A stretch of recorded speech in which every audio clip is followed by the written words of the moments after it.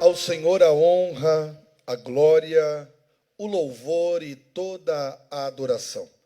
Que Deus continue abençoando o nosso grupo de louvor, todos os seus integrantes, tanto aqueles que fazem as vozes, como também os instrumentistas. Que Deus abençoe de forma muito especial. Agradecemos também a irmã Sênia, que esteve aqui hoje louvando ao Senhor.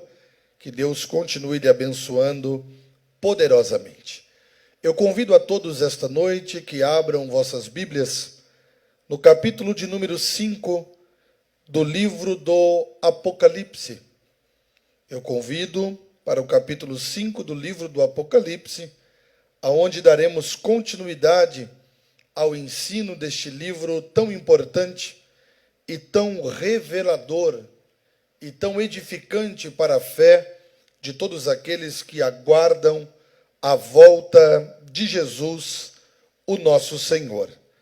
Nós estudaremos o capítulo 5, que tem 14 versículos, e confesso a vocês que, na minha opinião particular, como um estudante da Bíblia, é um dos capítulos mais interessantes no que se trata a doxologia, a adoração, porque veremos que no céu há uma música que se subdivide em seus cantores, daqueles que louvam, grupos que separadamente e também uníssonos, unidos em uma só voz, louvam e adoram ao nome do Senhor.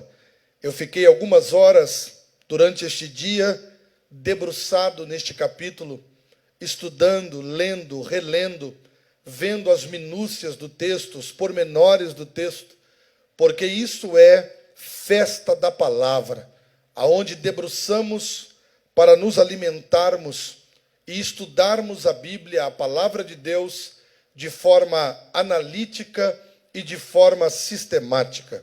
Eu aconselho você que me ouve, que me acompanha e que me vê nessa transmissão, pegar um papel, uma caneta, porque há detalhes preciosíssimos no ensino desta noite. Detalhes que, uma vez aprendidos, nunca mais serão esquecidos. E eu não me canso de dizer que conhecimento vale mais do que dinheiro, porque dinheiro você pode ter hoje e amanhã pode não ter mais. Agora, conhecimento, depois que você aprende, nunca mais ninguém pode tirar de você. Na semana passada tivemos aqui um ensino glorioso sobre o capítulo 4 do livro do Apocalipse. E eu estou rememorando o assunto, porque o capítulo 4 e o capítulo 5 é a mesma cena, só mudará os personagens. No capítulo de número 4, o Criador é adorado, Deus, o Senhor de todas as coisas.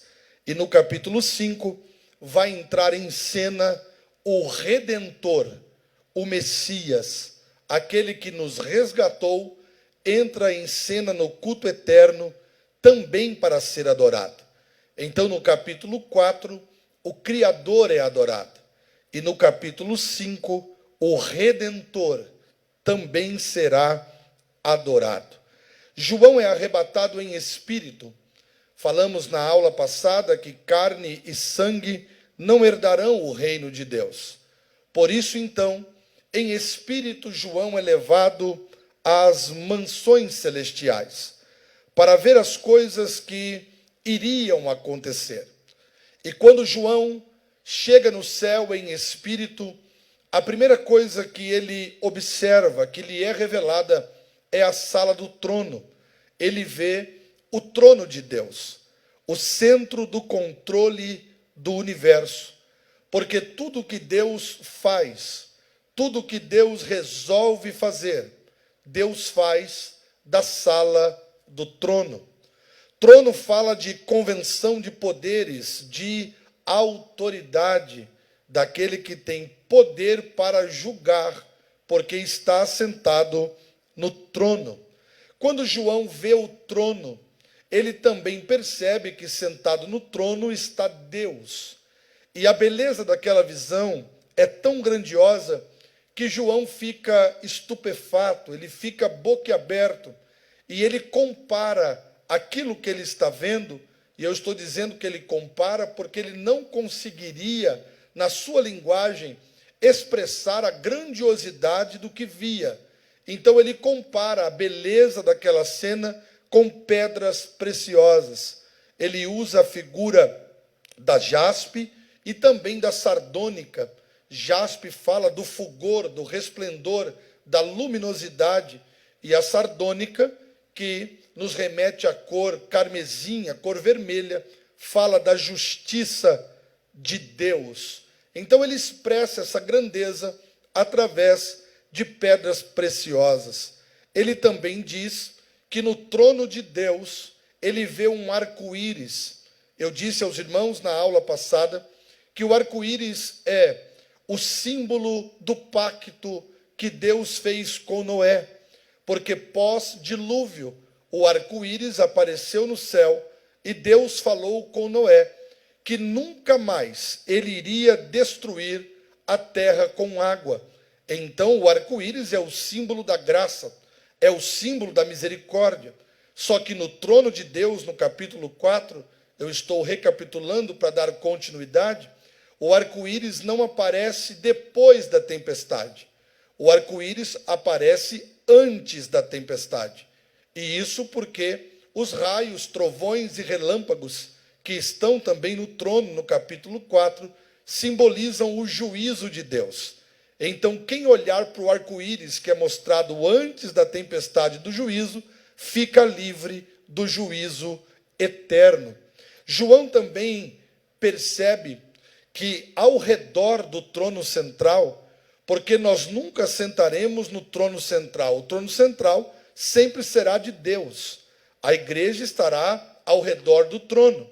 Por isso que João viu 24 anciãos representando a igreja que venceu, a igreja que deixou de ser militante para agora ser triunfante. E por que ele vê 24 anciãos? Porque são 12 patriarcas e 12 apóstolos, igreja da antiga aliança e igreja da nova aliança. Tudo isso é revelado ao apóstolo João no capítulo 4. Esse culto que está acontecendo, essa doxologia, essa adoração, ela também é conhecida como o culto do arrebatamento, porque a igreja já está no céu. Os 24 anciãos já estão com coroas na cabeça. Coroas fala da recompensa ao vitorioso. A igreja já deixou a cruz, já deixou de ser militante para se transformar na igreja triunfante. Então o Criador, Deus, a igreja, os 4 animais que nós explicamos aos irmãos o que significavam, eles estão todos em um culto eterno. A cena é a mesma, vai mudar agora os personagens. E assim começamos o capítulo 5. Vejamos o capítulo 5 e o versículo 1. E eu quero pedir toda a sua atenção, porque já começa de uma forma muito reveladora. Depois do preâmbulo introdutório do capítulo 4, você pode pensar, o pastor agora vai introduzir o capítulo 5. Não, no capítulo 5 não há mais uma introdução, porque a cena é a mesma. Como disse, só muda o personagem ou os personagens. É um capítulo que já começa quente, já começa revelador, porque ele é uma sequência do culto do capítulo 4. Então, no capítulo 5, versículo 1, está escrito assim: E vi, na destra do que estava sentado sobre o trono, um livro, escrito por dentro e por fora, selado com 7 selos. Vou ler novamente. E vi, na destra do que estava sentado sobre o trono, um livro escrito por dentro e por fora, selado com 7 selos. Quem é que está sentado no trono? É Deus, é o Criador. E ele tem na sua destra, na sua mão direita, um livro. O livro está selado por dentro e por fora. Por que Deus, o Senhor, está com um livro na mão? Que livro é esse? Esse livro é o livro da história da humanidade. É o livro dos propósitos de Deus. É o livro dos projetos eternos. É o livro que revelará o fim de todas as coisas. Quem é capaz de conhecer o fim da história, senão Deus, que é aquele que fez toda a história? Quem conhece o fim da história no âmbito terrenal? Ninguém pode conhecê-la. Os pesquisadores conhecem sobre o fim do mundo, o fim da história? Não. Podem conjecturar, mas não conhecem. Será que os historiadores podem opinar sobre o fim da história? Não. Podem conjecturar, mas não podem fechar a questão e dizer que será assim ou que será de outra forma. Será que os futurólogos, aqueles que estudam o futuro, podem afirmar categoricamente que assim será? Não. Nenhum deles, secularmente falando, podem conhecer o fim da história. E nós falaremos por quê ao decorrer da aula. Para o mundo secular, existem duas interpretações para a história. A primeira interpretação do mundo secular para a história é a interpretação grega. Os gregos diziam que a história é cíclica, que a história se repete, que a história gira, sempre dando voltas, e o que acontece hoje volta a acontecer amanhã. Esta era a interpretação grega da história, que a história era cíclica. Mas existe uma segunda interpretação no mundo secular, e eu preciso falar sobre ela para mostrar para vocês quem é que tem a história nas mãos. A segunda interpretação sobre a história é a do existencialismo ateu. O que diz esta teoria? Diz que a história é uma sucessão de fatos sem nenhum propósito, que não há planos, porque o universo surgiu do acaso, do nada, sem ter por trás uma mente soberana. O que eles dizem é que o que existe é a teoria de Darwin, a teoria da evolução, e que logo, sem explicação, tudo isso se acabará. Isso é o que diz a teoria dos ateus, do existencialismo, enquanto a teoria grega diz que a história é cíclica. Mas no capítulo 5, versículo 1, isto alegra o meu coração e deve alegrar o seu também como igreja. Por quê? Porque diz que aquele que está assentado no trono tem o livro. Se o livro representa a história, então a história está nas mãos do Deus Todo-Poderoso. Se o livro representa a história da humanidade, então isso quer dizer que a história não é cíclica e que a história também não é como diz a teoria dos ateus, que veio do nada. Quem está no controle da história é o Deus Todo-Poderoso. O livro está em suas mãos. Então isso é motivo de nós alegrarmos a nossa alma e o nosso coração, e quem sabe até glorificar a Deus aí na sua casa. Sabe por quê? A sua história está na palma da mão de Deus. A história da sua família está na palma da mão de Deus. A história da humanidade está na palma da mão de Deus. O começo, o meio e o fim da história. Se o fim da história está nas mãos de Deus, então não será um fim triste. Se o fim da história está nas mãos de Deus, não será um fim catastrófico, mas um fim que mostrará a vitória retumbante de Deus, de Jesus e da igreja. porque a vitória da igreja é uma vitória garantida. Façam o que quiserem fazer. Se levantem da forma que quiserem se levantar. Mostrem às ideologias o que quiserem mostrar. A vitória da igreja ela é garantida e será uma vitória retumbante. O fim será trágico e catastrófico para aqueles que não tiverem Jesus como Senhor da sua vida. Porque a Bíblia diz que não restará nem raiz e nem ramo que não seja queimado. Mas para a igreja, quando tudo aqui terminar, nós estaremos nos braços do Deus Todo-Poderoso. A nossa vitória será retumbante. Você pode dizer para quem está do seu lado, na sua sala, quem sabe no seu carro, andando pelas ruas, você dirigindo e escutando esta mensagem, a trombeta vai soar e a igreja será arrebatada. Perceba que a igreja já está no céu, no capítulo 5, e o livro da história está nas mãos do Deus Todo-Poderoso. Uma outra coisa que chama atenção nesse estudo e nesta aula é que o livro está escrito por dentro e por fora.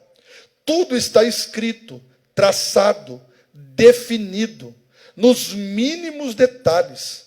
Mas o homem não pode decifrar com a sua mente humana o que lá está escrito.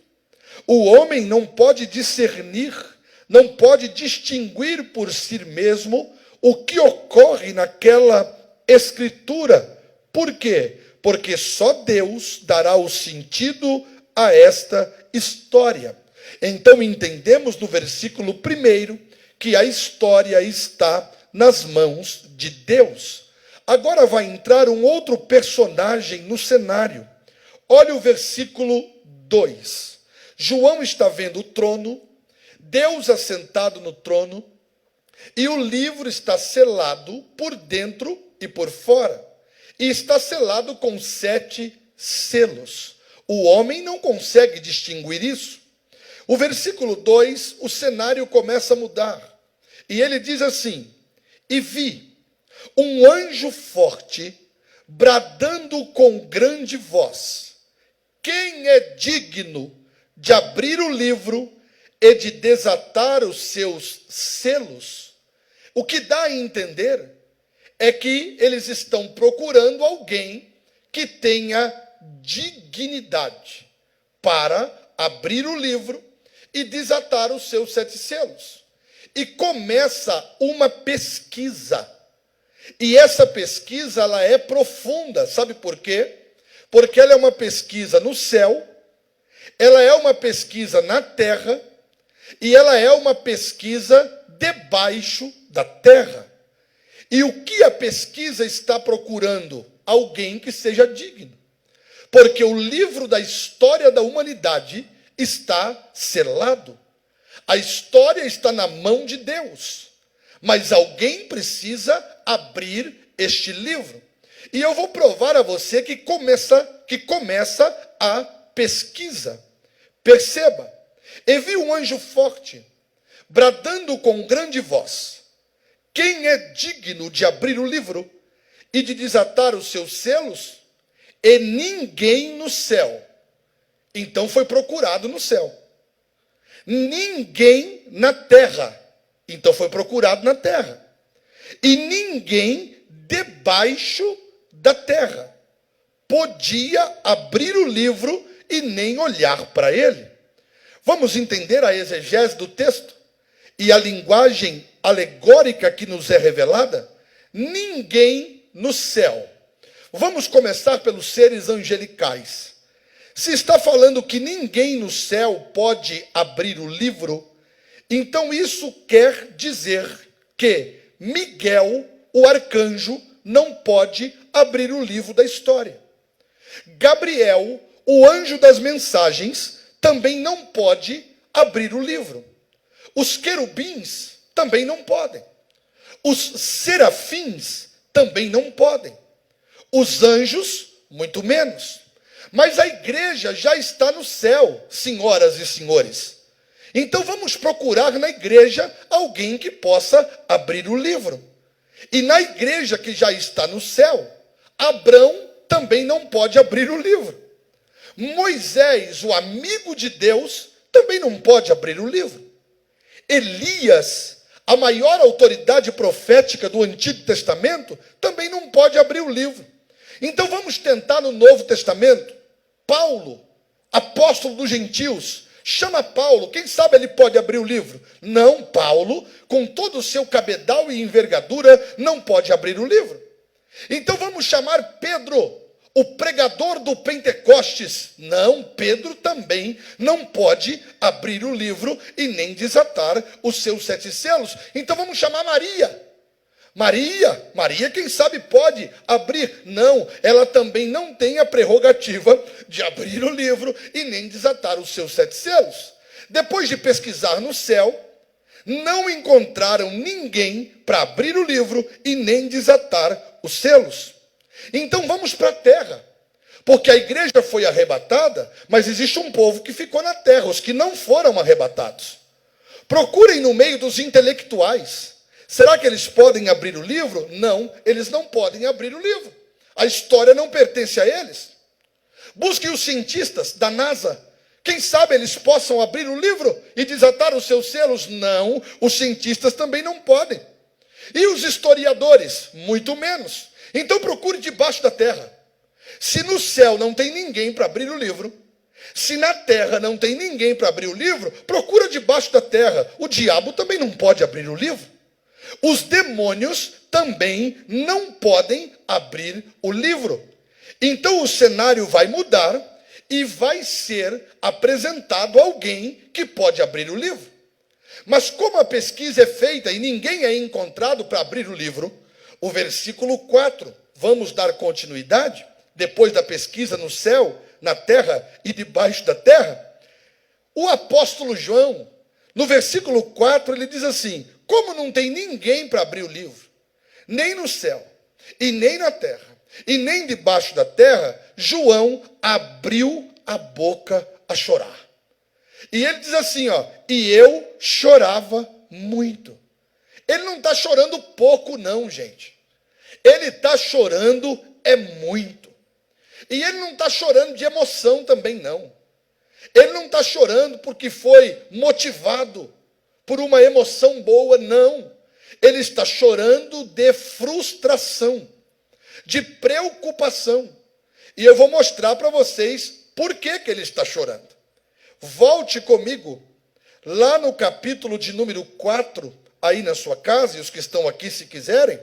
Capítulo 4, versículo 1, assim está escrito: depois destas coisas olhei, e eis que estava uma porta aberta no céu.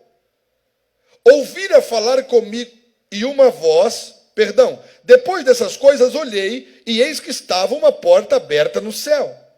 E a primeira voz, que como de trombeta ouvira falar comigo, disse: sobe aqui, e mostrar-te-ei as coisas que depois dessa devem acontecer. Por que João começa a chorar? Porque Jesus disse para ele: sobe que eu vou te mostrar o que vai acontecer. E agora não tem ninguém para abrir o livro. Qual é o pensamento de João mesmo em espírito? O que me adiantou estar aqui? O que me adiantou viver tudo o que vivi? E agora não tem ninguém para abrir o livro e desatar os seus 7 selos. E ele diz: e eu chorava muito. Pare um pouco e escute a profecia que sai dos meus lábios. Eu não sei o que tem te frustrado. Eu não sei o que tem te feito chorar. Mas eu tenho uma palavra de Deus para lhe dizer, porque Ele me revelou esta tarde. Você não vai ficar frustrado nesta situação. Você não vai ficar com esse sentimento que está aprisionando a sua alma. O céu vai apresentar alguém que é digno e a história vai continuar. Sabe o que Deus falou comigo esta tarde? Que Ele estaria arrancando toda a frustração de vidas esta noite que seriam tocadas por esta palavra. Você não vai morrer frustrado. João está chorando muito, porque ninguém foi digno de abrir o livro e desatar os seus 7 selos. Mas agora, o digno procurado será encontrado. Eles não estão procurando alguém digno? Então o digno procurado agora será encontrado. Vejamos o capítulo 5 e o versículo 5. E eu preciso dissecar isso com vocês, porque isso é glorioso. Olha o que está escrito. E disse-me um dos anciãos. Haviam 24 anciãos, 12 patriarcas e 12 apóstolos. Só que se nós formos olhar no original desse texto da língua grega, não está dizendo que é um dos anciãos, está dizendo que é o ancião de dias. Agora eu pergunto a vocês, quem é o ancião de dias? Deus. Aquele que disse, antes que houvesse dia, eu sou. Ele é o ancião de dias. Então ele se aproxima de João e diz assim, não chores. Vai ser apresentado agora. Se o Criador foi adorado no capítulo 4, o Redentor vai ser adorado no capítulo 5. Olha a apresentação. Me disse um dos anciãos, não chores. Eis aqui o leão da tribo de Judá, a raiz de Davi, que venceu para abrir o livro e desatar os seus 7 selos. Quem será apresentado agora? Jesus de Nazaré. E ele é apresentado de 2 formas. E a terceira forma aparecerá no versículo 6. Então eu vou adiantar o versículo 6 para que você entenda, você que está acompanhando minuciosamente. Ele é apresentado como leão, como raiz e como cordeiro. Leão, raiz e cordeiro. Por que leão? Porque ele é o leão da tribo de Judá. E isso fala de descendência. Por que raiz? Raiz de Jessé. Por que raiz de Jessé? Porque ele é da linhagem de Judá e ele é da linhagem de Davi. Ele não poderia ser da linhagem de Saul, porque Saul é da tribo de Benjamim. Ele é da linhagem de Davi, da tribo de Judá. Então ele é o leão da tribo de Judá e ele é a raiz de Jessé, porque ele vem dessa linhagem, e ele também é o cordeiro. Vejamos. E disse-me um dos anciãos, não chores.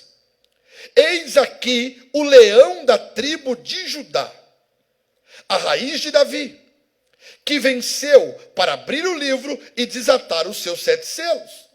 Quem está sendo apresentado? Jesus, o Senhor de tudo e o Senhor de todos.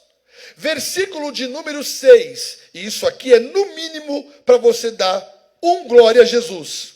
E olhei, e eis que estava no meio do trono e dos 4 animais viventes, e entre os anciãos um cordeiro. Então vamos lá, ele é leão, ele é a raiz de Davi e ele é o cordeiro. Perceba que é uma simbiose. O mesmo que é leão é cordeiro, e o mesmo que é cordeiro é leão. E perceba que o cordeiro está de pé no meio do trono. Só que o texto continua e diz assim, um cordeiro como havendo sido morto. E tinha 7 pontas e 7 olhos, que são os 7 Espíritos de Deus enviado a toda a terra. 7 pontas, em outra tradução, 7 chifres. O chifre na Bíblia remete ao unicórnio, ao poder, e o 7 à plenitude. Então o cordeiro que havia sido morto, ele tem toda a plenitude do poder.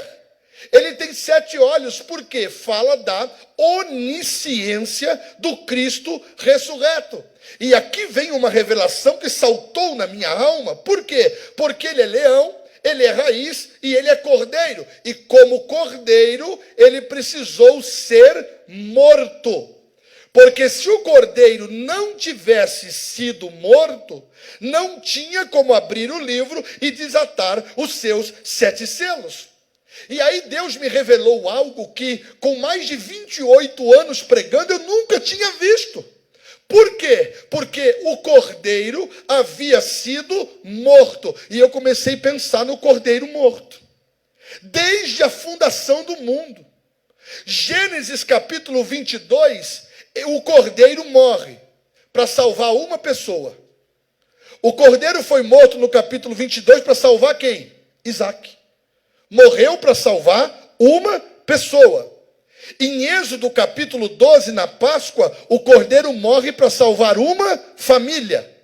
Porque as famílias comiam o cordeiro juntos e passavam o sangue do cordeiro nos umbrais das portas. Então o cordeiro morreu para salvar uma pessoa em Gênesis 22 e morreu para salvar uma família em Êxodo 12.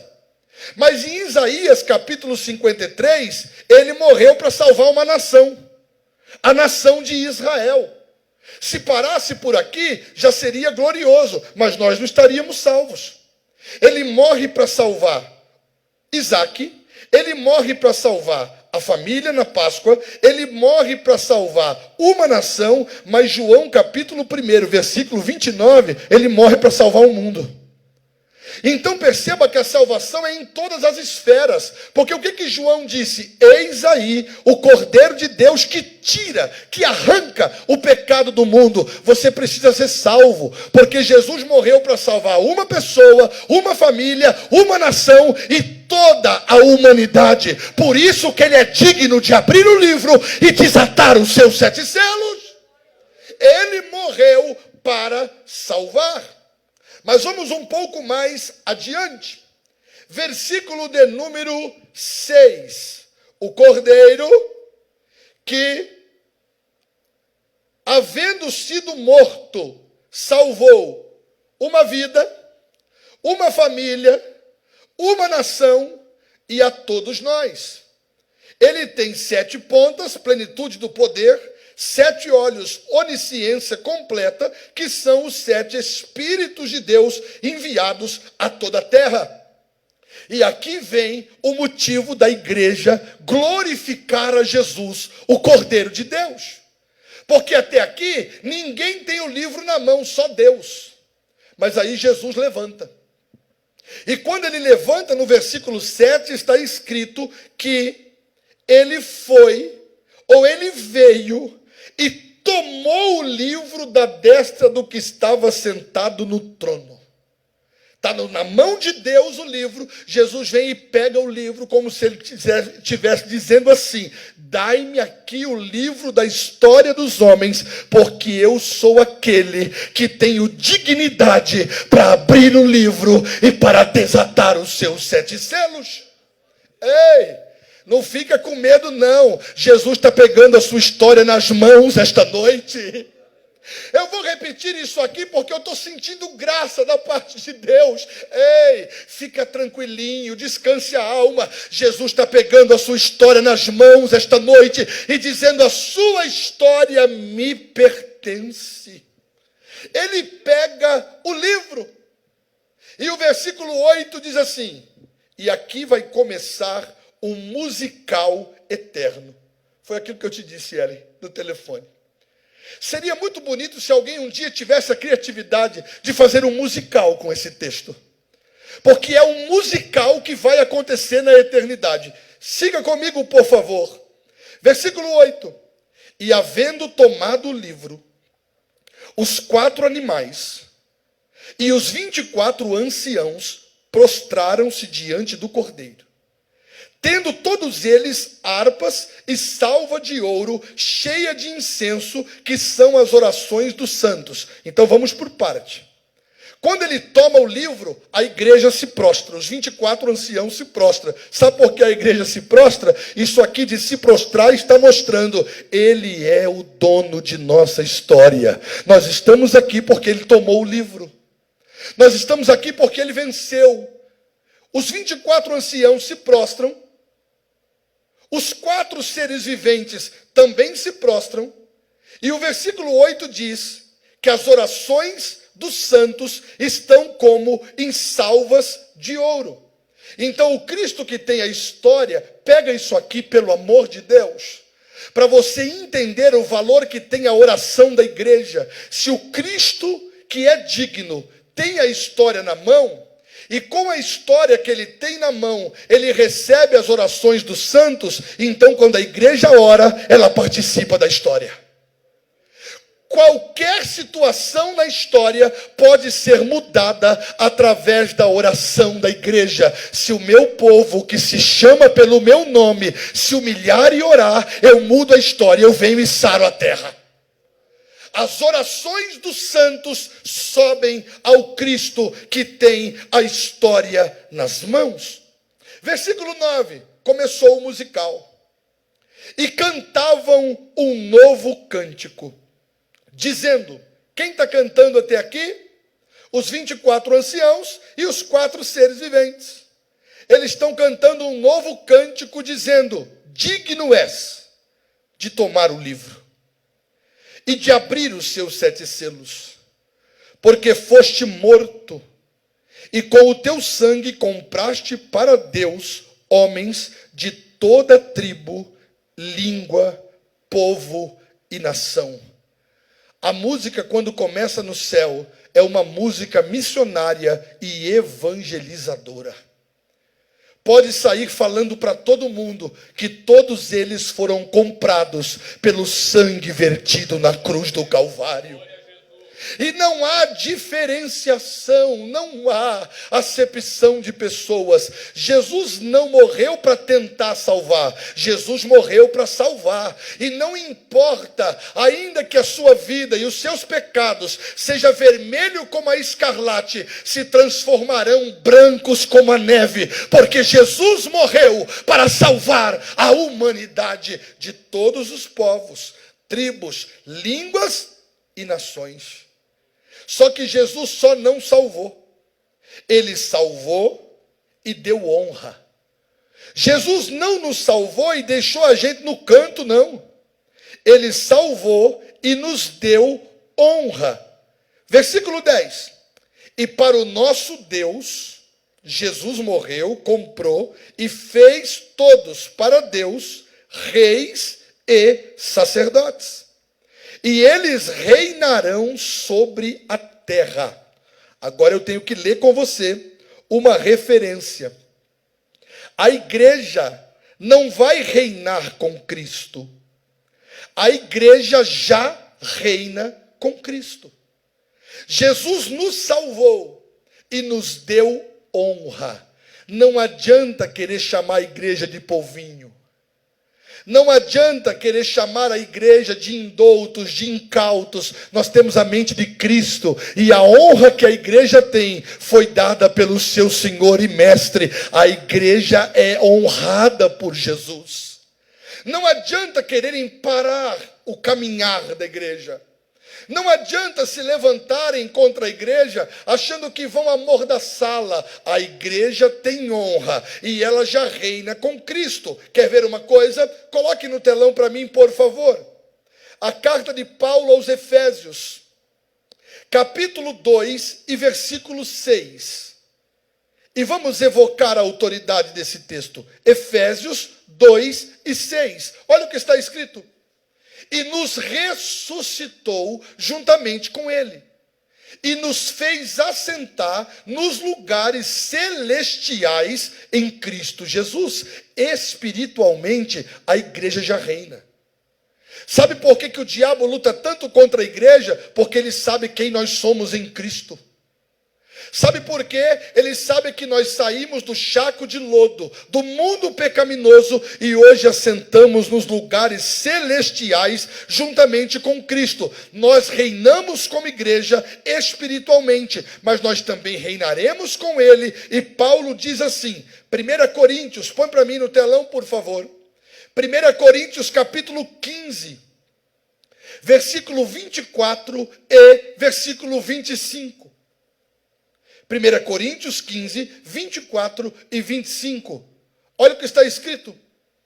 Depois virá o fim, quando tiver entregado o reino de Deus ao Pai. 25. E quando houver aniquilado todo o império e toda a potestade e força, porque convém que reine até que haja posto a todos os inimigos debaixo dos seus pés. Isso fala quando Jesus vem para julgar as nações. E sabe quem vem com a igreja? Quem vem com Jesus para julgar as nações? A igreja. Ele vai colocar os nossos inimigos debaixo dos nossos pés, porque a igreja reina com o seu Cristo. Mas vamos um pouco mais, porque agora começa algo muito interessante, porque todo esse capítulo é muito interessante. Então ele nos comprou, ele nos salvou, todo o povo de raça, tribo, língua e nação. E para Deus nos fez reis e sacerdotes, e eles reinarão sobre a terra. Versículo 11. E olhei, e ouvi a voz de muitos anjos ao redor do trono, e dos animais, e dos anciãos, e era o número deles milhões de milhões e milhares de milhares. O musical começou a aumentar, porque começou os 4 seres viventes, o quarteto.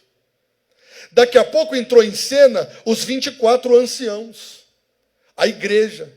Depois dos 24 anciãos, entra em cena as milíades angelicais, e o texto diz que são milhões de milhões e milhares de milhares. E no versículo 12, olha o hino que essa turma está cantando. E quando eu digo essa turma, você deveria se alegrar, porque eu e você, como igreja, também estaremos lá para cantar nesse culto eterno. Perceba o que eles cantam. Com grande voz diziam: digno é o Cordeiro, que foi morto, de receber poder, riquezas, sabedoria, força, honra, glória e ações de graça. É o hino que eles cantam. Mas isso aqui é tão interessante, porque olha aqui, ó, que com grande voz diziam: digno é o Cordeiro, que foi morto, de receber poder. Mas poder aqui está em letra minúscula. Por que ele é digno de receber poder? Se ele já é todo o poder. Se ele já é o digno de abrir o livro e desatar os selos.